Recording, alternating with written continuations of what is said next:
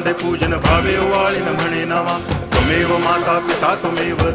बंधुश्च सखा त्वमेव विद्या तरुणं त्वमेव सर्वं मम देव कायेन वाचा मनसेन्द्रियैर्वा बुद्ध्यात्मना वा प्रकृति स्वभावात् करोमि यद्यत् सकलं परस्मै नारायणायति समर्पयामि अच्युतं केशवं रामनारायणं कृष्णदामोदरं वासुदेवं हरि गिरिधरं माधवं गोपिकावल्लभं जानकीनायकं रामचन्द्रं भजे हरे राम